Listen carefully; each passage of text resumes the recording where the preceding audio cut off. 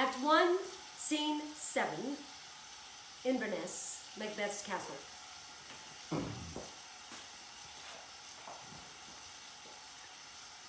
If it were done when 'tis done, then 'twere well it were done quickly. If the assassination could trammel up the consequence and catch with his to see success, then that, but this blow might be the be-all and end-all here. But here, on this bank and shoal of time, we'd jump the life to come. But in these cases, we still have judgment here.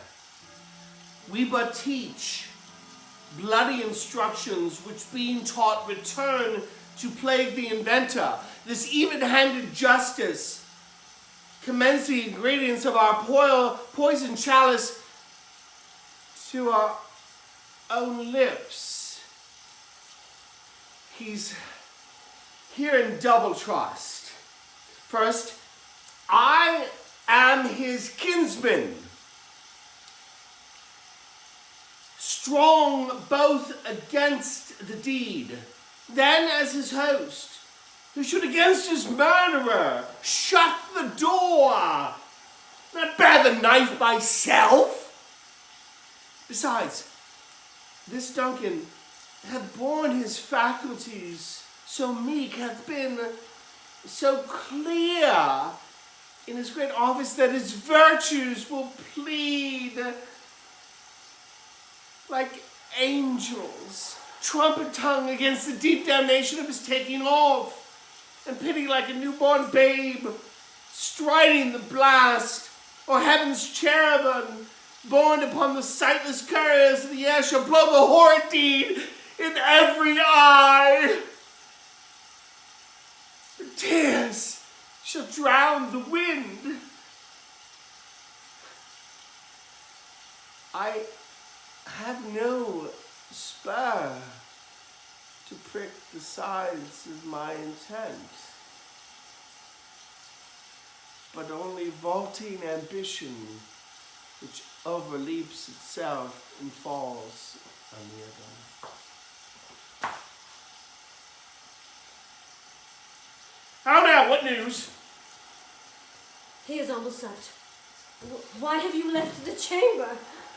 Have you asked for me? No, you not. He has. We will proceed no further in this business. He hath honored me of late, and I have bought golden opinions from all sorts of people, which would be worn now in their newest gloss, not cast aside so soon. Was the hope drunk wherein you dressed yourself? Hath it slept since, and wakes it now to look so green and pale at what it did so freely? From this time such I account thy love. Art thou afeard to be the same in thine own act and valor as thou art in desire? Wouldst thou have that which thou esteemest the ornament of life, and live a coward in thine own esteem, letting I dare not wait upon I would, like the poor cat in the adage? Prithee, peace! I dare do all that may become a man. Who dares do more as none? What beast was it then that made you break this enterprise to me? When you durst do it, then you were a man. And to be more than what you were, you would be so much more the man. Not time nor place did then adhere, and yet you would make both. They have made themselves, and that their fitness now does unmake you.